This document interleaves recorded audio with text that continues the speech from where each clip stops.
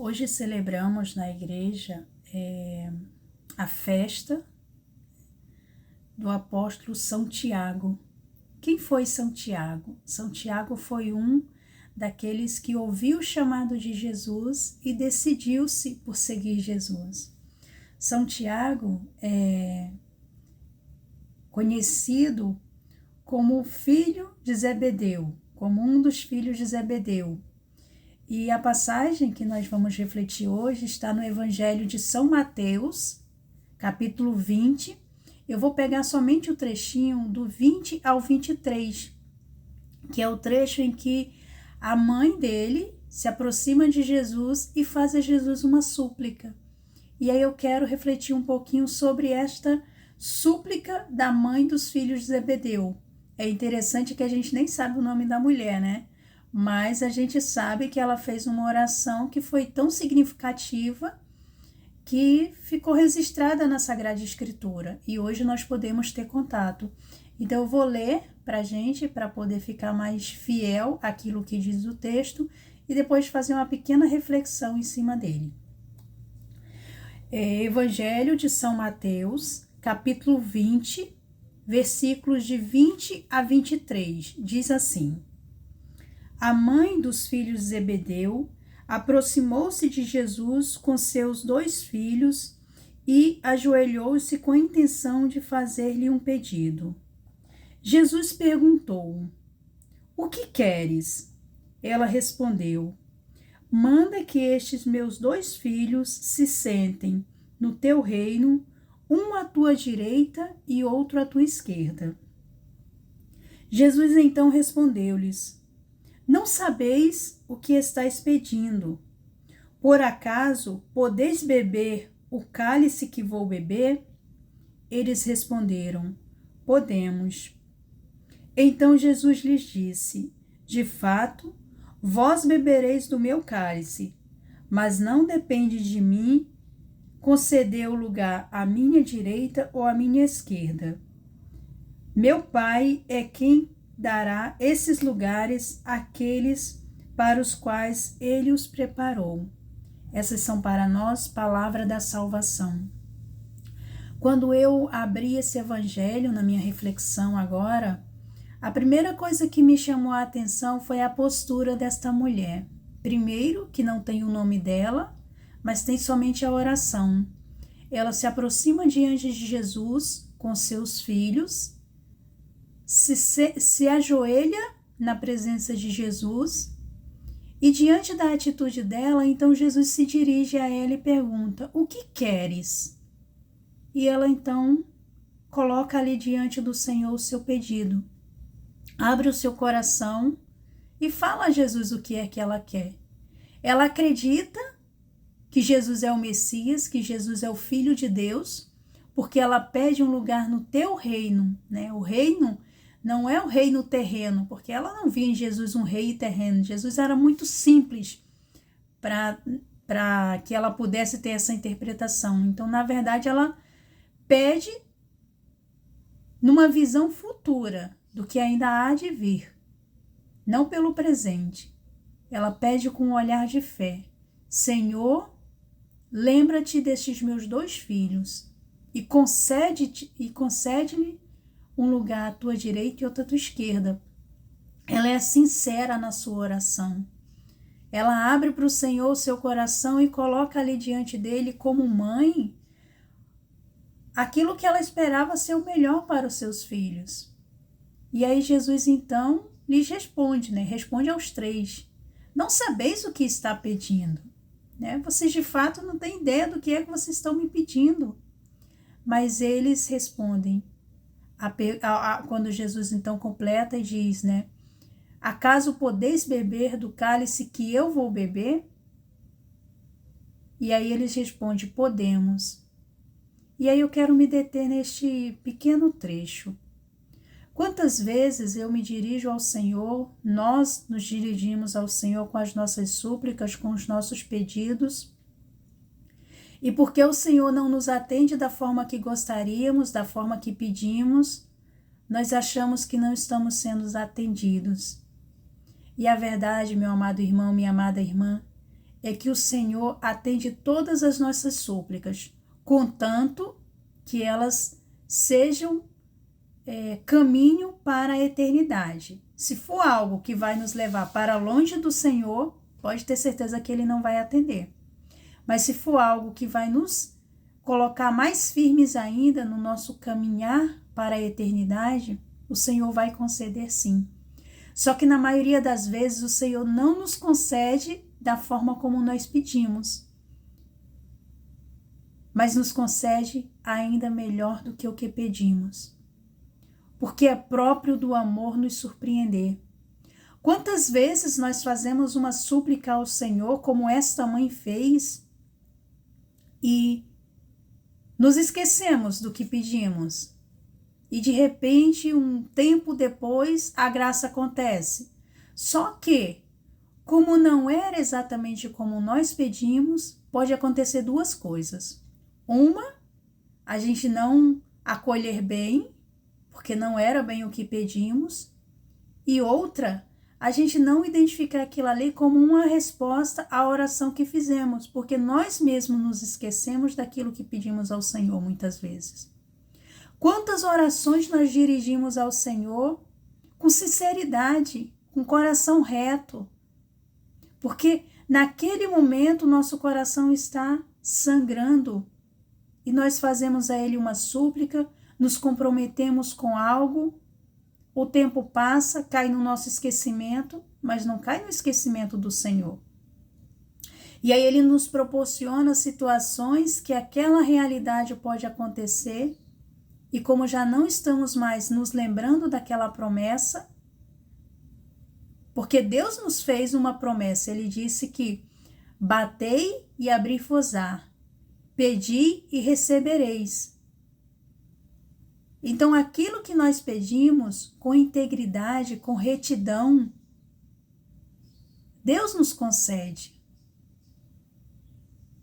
Deus olha para o nosso coração e nos concede as suas graças, as suas bênçãos, não no nosso tempo, mas no tempo dele. Porque é próprio do seu amor nos surpreender. Nos surpreender diante daquilo que a gente às vezes acha que é bom, mas ele tem algo ainda melhor para nós. E ele sempre nos atende. Repito, não no nosso tempo, mas no tempo de Deus.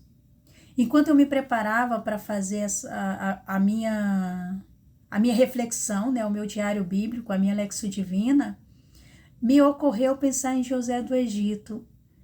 É um trecho da história bíblica que fala muito ao meu coração, porque José foi um homem que sofreu muito. A gente pega dos capítulos 37 seguintes, capítulos mesmo, não são só versículos não, são acho que quase 10 capítulos que fala da história de José do Egito, começando no capítulo 37 do Gênesis. Nesse capítulo nós vemos que José ele tem um sonho, e ele todo contente, ele conta esse sonho para o pai e os irmãos. E eles até se revoltam com o sonho de José, porque o próprio pai diz para ele: acaso tu quer que eu e os teus irmãos nos prostremos aos teus pés? E os sonhos de José, depois ele tem um segundo sonho, revolta o coração dos seus irmãos. E os seus irmãos então começam a tramar contra José, porque eles tinham ciúme de José. Muitas vezes, meu amado irmão, minha amada irmã, caminhar com o Senhor, ter um coração íntimo do Senhor, gera nos que estão à nossa volta ciúme e inveja, não porque eles queiram ser assim, mas é porque de alguma forma a nossa vivência de intimidade com Deus gera no outro uma inquietação. E aí, por ele não saber como lidar, muitas vezes ele proporciona sofrimento para nós que não seria necessário aos nossos olhos, mas para a nossa própria conversão, para que continuemos firmes no caminho do Senhor, para que a promessa de Deus se solidifique na nossa vida e a gente não esqueça dela. Nos é dada essas tribulações também, envolvendo as pessoas que a gente menos espera. Que é o que aconteceu com José do Egito. Os irmãos tem ciúme de José. E aí, na oportunidade que eles têm, quando José vai levar o alimento para eles, olha que interessante. Jacó pede que José vá ao campo levar alimento para os seus irmãos, ver se eles estão bem, se eles estão precisando de alguma coisa. E quando os irmãos vê José se aproximar, os irmãos tramam matá-lo. Mas um deles intervém e pede que não matem, mas que o vendam. Primeiro ele joga ele na cisterna, depois eles vê os ismaelitas passando, então resolvem vender Jesus como escravo. Vender José como escravo. E José vai para o Egito. E quanta coisa José vai passar no Egito, quanta injustiça José vai sofrer. Mas no coração de José havia algo que ninguém podia tirar dele. Podiam tirar a liberdade dele. Podiam aprisionar ele numa cisterna, podiam colocar ele numa prisão, podiam tentar ele, como a mulher daquele patrão dele tentou ele para que ele se desviasse do caminho do Senhor, mas ele foi firme. Ele diz, para aquela mulher: o meu Senhor colocou à minha disposição tudo o que ele tem. A única coisa do que eu não posso me dispor é da sua esposa. E José não aceita as investidas daquela mulher, e por conta de não aceitar, ele vai parar na prisão. De novo, vai José para o cárcere, mas de novo Deus vem em socorro dele. O padeiro e o copeiro mor do faraó vão ser presos também. E aí eles vão ter um sonho, não tem quem interprete, e José interpreta o sonho para eles. E aí José fala para eles, quando se cumprir o sonho, lembra-te de mim, lembrem-se de mim. Olha a oração aqui também. Só que diferente de Jesus, aqueles servos se esqueceram, Os servos se esqueceram, um morre, como era o que dizia o sonho, e o outro continua a servir o rei, o faraó. E ele se esquece de José. Mas um dia, quando necessário, quando aí é a vez do faraó ter os seus sonhos, vejam bem, meus amados irmãos e irmãs, Deus fala conosco de várias formas. Na história de José do Egito, nós vemos que uma das formas que Deus mais se fez presente na vida de José, e em toda a história da salvação que se desenvolve a partir de José, é através de sonhos. Quando José é jovem, o Senhor fala com ele em sonhos, revela suas promessas a ele em sonhos. Quando José vai para a prisão, por conta das investidas da mulher do seu senhor, José faz a leitura dos sonhos daqueles dois servos, o copeiro mor e o padeiro mor. Se realiza exatamente o que os sonhos diziam para eles. Um morre e o outro volta a servir o faraó. E aí chega a vez do faraó ter o sonho. Das vacas gordas e das vacas magras. E o faraó se inquietar e não tinha ninguém para lhe revelar o significado daqueles sonhos. Então, o copeiro mor se lembra de José. Se lembra que no tempo que ele esteve preso, por culpa sua, ele reconhece. Se a gente pegar o trecho, a gente vai ver, o texto, a gente vai ver que o copeiro mor reconhece a sua falta. E aí ele se lembra que conheceu um jovem na prisão que conseguia interpretar os sonhos, e que o sonho que ele teve enquanto estava preso foi interpretado por José e aconteceu exatamente o que o José descreveu do sonho. Então, o faraó pede que José vá até ele, levam José até o faraó, e José então interpreta com sabedoria o sonho do faraó. E ali começa a, de forma muito concreta, se realizar a promessa que José tinha recebido de Deus lá na sua juventude. Ali já tinha se passado muitos anos da vida de José. E qual era essa promessa? De fato, o Jacó e os seus filhos os irmãos de José vão depender de José, porque se não fosse a condução que Deus fez na vida de José, diante daquela fome, diante daquela seca que veio sobre o Egito, naquela época, dificilmente o povo hebreu ia conseguir sobreviver. Mas Deus, que tudo sabe, que tudo conhece, conduziu toda a história de José daquela forma, para que com sabedoria José pudesse orientar o faraó, pudesse reservar-lhe no celeiro o que era necessário no tempo de fartura para o tempo de penúria. Tem um pregador que eu admiro muito, o Márcio Mendes, da Canção Nova, que no Sorrindo para a Vida, um programa que ele apresenta na Canção Nova, TV Canção Nova, todos os dias, né, de segunda a sexta, às 8 horas da manhã. Muitas vezes ele é o pregador da manhã ali, naquele programa, que é uma bênção nas nossas vidas. O Márcio costuma falar de que nos tempos bons, ele reza pelos tempos que virão de dificuldade. Então, esse sonho de José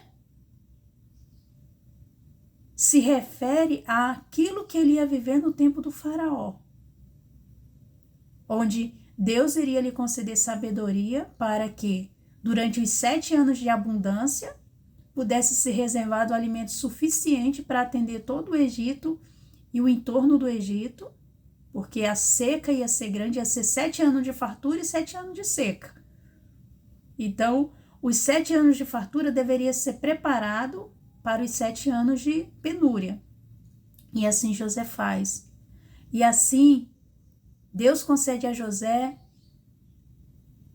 orientar o faraó acolher o que José traz como uma clareza de administração. E quando a fome chega até onde a família de José mora, eles então recorrem ao Egito. Eles recorrem àquele lugar que eles sabiam que tinha alimento. E logo que José vê seus irmãos chegarem, José reconhece seus irmãos, mas seus irmãos não reconhecem José. Eles jamais puderam imaginar que aquele que eles quiseram matar e que eles acabaram vendendo como escravo, agora era o segundo no reino do Egito. Porque maior que José era somente o faraó, não existia outro. E aí José reconhece seus irmãos, tem todo o desenrolar da história, até que Jacó fica sabendo que José ainda vive e vai ao encontro de José. E ali está, como no sonho da juventude de José, Jacó e seus irmãos, na presença de José, se concretizando o sonho da juventude de José. A família de José, o pai e os irmãos, não lembravam mais do sonho, mas a promessa estava no coração de José e se cumpriu. Meu amado irmão, minha amada irmã, há também uma promessa a nosso respeito. Em algum momento da nossa vida, Deus nos fez uma promessa. Eu tenho uma promessa na minha vida. Um dia Deus me deu uma palavra que eu por muitos anos me esqueci dela, mas que hoje eu consigo ver ela se desenrolando, se transformando em realidade dia após dia. Revisita a tua história, revisita tudo aquilo que tu viveu e retoma com o Senhor a tua aliança. Se decide hoje pelo Senhor e retoma com Ele a tua aliança de viver na fidelidade, de viver na integridade, de viver na retidão, de ter um coração conforme a vontade de Deus, um coração que está moldado à vontade de Deus. O mundo nos oferece muitas coisas, mas nada do que o mundo nos oferece é realmente o que importa para a nossa salvação. Já nos diz São Paulo, estamos no mundo, mas não somos do mundo. É para a vida eterna que nós caminhamos. E as promessas que Deus nos dá ao longo de nossa vida é para nos ajudar cada dia mais a caminharmos para a vida eterna. Revisita hoje a tua história com o Senhor. Relembra o que Ele falou no teu coração. E tu retomarás as tuas forças, o teu ânimo. Tu te levantarás do teu abatimento. Tu voltarás a acreditar no amor de Deus por ti. Porque o amor de Deus nos surpreende. Essa mãe do evangelho de hoje, a mãe dos filhos de Zebedeu, ela se apresenta diante de Jesus com humildade, ela se ajoelha diante de Jesus. E Jesus lhe pergunta: o que queres? E ela então faz ali diante do Senhor a sua súplica. E hoje a gente está lendo esse evangelho exatamente porque a gente está comemorando, está celebrando o martírio de Tiago, que é um desses dois jovens. Tiago e João, os filhos do trovão, aqueles que queriam descer fogo do céu para queimar os que não estavam de acordo com o que Jesus estava ensinando. Hoje a igreja inteira, a igreja católica no mundo inteiro, celebra hoje a festa do martírio de Tiago. De fato, a oração daquela mãe foi atendida. Deus reservou para Tiago lá no céu um lugar. E a igreja nos atesta quando nós olhamos para Tiago e vemos nele um santo, um modelo a ser seguido. Porque foi fiel à promessa de Deus, porque foi fiel ao chamado de Deus, à vocação que Deus lhe concedeu. Meu amado irmão, minha amada irmã, a vida de um cristão, ela é uma vida muitas vezes de sofrimentos e grandes sofrimentos. Mas o sofrimento da vida presente não é nada comparado à glória futura. Eu sei o que você deve estar pensando aí, você está dizendo isso porque você não está sofrendo o que eu estou sofrendo. Não estou sofrendo agora, mas já sofri e ainda vou sofrer muito.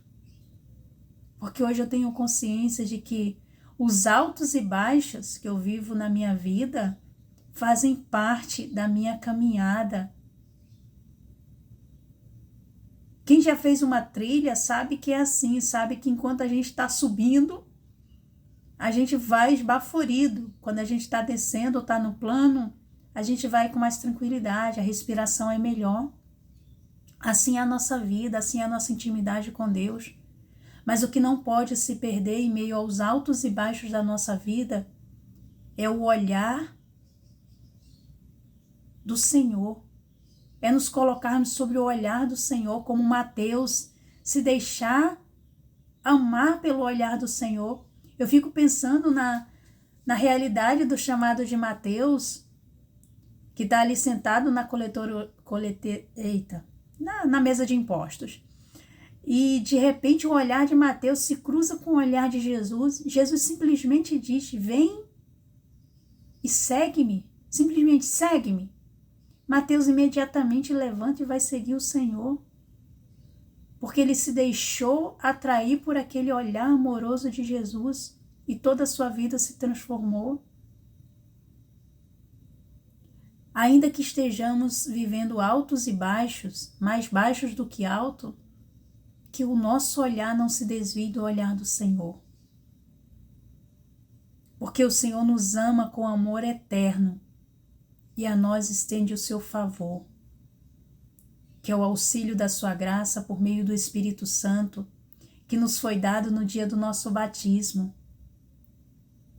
A Trindade Santa nos habita, e aqueles que podem comungar o corpo e sangue de Jesus na espécie da hóstia consagrada, recebem ali a própria presença física de Jesus. E os que não podem, por algum impedimento, comungar a hóstia consagrada, comungam espiritualmente, vivem a comunhão espiritual, se deixando alimentar pelo Senhor, se deixando ser fortalecido dia a dia pelo Senhor. Ainda que estejas vivendo um baixo na tua vida, meu amado irmão, minha amada irmã, não é o fim.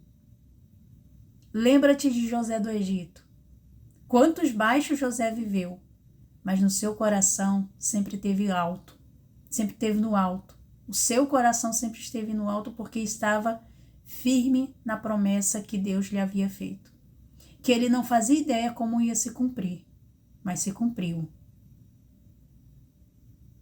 Se cumpriu e foi muito além do que José tinha contemplado no seu sonho. Porque é típico do amor, é próprio do amor nos surpreender. E o amor é o próprio Deus, é o próprio Jesus, o próprio Espírito Santo que se move em nosso coração. Que neste dia de hoje o Senhor nos conceda a graça pela ação do seu Espírito Santo a revisitarmos a nossa história e nos reencontrarmos com as promessas que Deus nos fez em algum momento da nossa vida. Retomemos essa palavra que um dia Deus nos deu de forma particular. Voltemos nela e reflitamos sobre ela. Deixemos-nos Deus falar novamente conosco por meio dessa palavra. Deixemos-nos alcançar novamente por Deus nesta palavra, nesta promessa que Deus nos fez e que Deus nos faz porque Ele renova ela a cada dia na nossa vida. Que o Espírito Santo de Deus nos ajude na nossa jornada, nos concedendo um coração dócil e disponível para viver na presença de Deus. Um coração que se deixa encantar pelo amor que deseja nos surpreender.